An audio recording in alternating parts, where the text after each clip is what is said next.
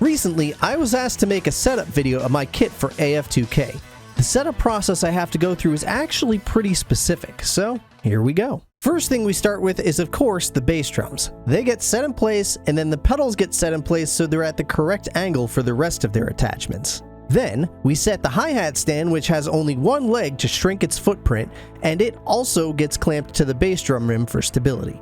Then, the kick pad and pedal get set in place, and we set the bass drum tom mounts. From that point, the hi-hat side of the kit gets built, starting with the main stand, which holds the timbales, glockenspiel, and the two high concert toms, which have to be assembled in that order to fit.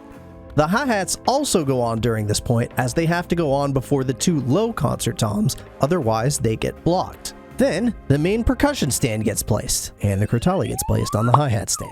This stand holds an electronic pad, temple blocks, triangle, as well as a china and a mark tree, which are added later. Then, the final left stand is assembled, which holds the final two concert toms and left side crashes.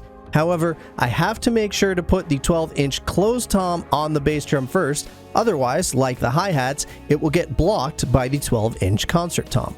Once that's in place, the final two concert toms go on, and we finish up the left side with the cymbals and mark tree. From there, we move on to the right side, starting with setting the three stands that hold everything else. There's a lot of arms involved here to hold everything, which gets set first. Then, the 13 and 15-inch rack toms get put onto the bass drum, followed by setting the floor tom. My floor tom legs are marked with positions and numbers so I can easily set the angle the same every time, which is very important in a setup this tight. Next up, the 22-inch gong drum with memory locks on its legs for similar reasons to the floor tom, followed by cowbells, and then the 20-inch gong drum, which gets set up on the high slanted stands. Once the drums are set, another electronic pad gets set directly above the 22-inch gong drum, and then it's cymbal time. 16-inch crash, 18-inch crash, 22-inch ride, 18-inch pang, 20-inch swish, 8-inch splash, and an 18-inch Wuhan china. And of course, don't forget the drum throne. That's the right side done. Finally, there's just a few elements at the back of the kit. The tubular bells have to have the crotales attached, and then the bell tree gets attached to one of the uprights. I also forgot to move the camera to capture this, but this is also when the E-drum brain gets attached. It has a clamp that just lets it attach to one of the gong drum legs. So that's the kit setup. However, that's only half of the process, the part that takes about an hour typically. The second half is, of course, the mics, which are just as important because without the mics, the kit goes from sounding like this to sounding like this.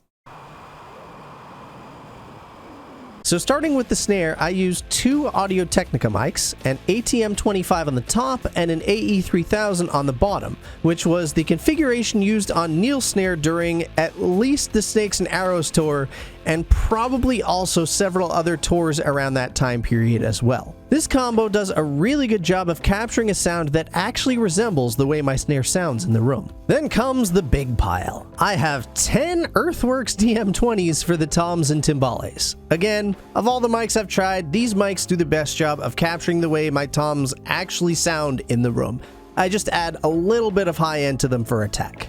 Up next, a pair of Shure KSM 137s for glockenspiel because they're small enough to squeeze in between the concert toms for the most part. There's two mics on it, not for stereo image, but rather so I can get them close to the instrument for better isolation while still capturing the full range of the instrument.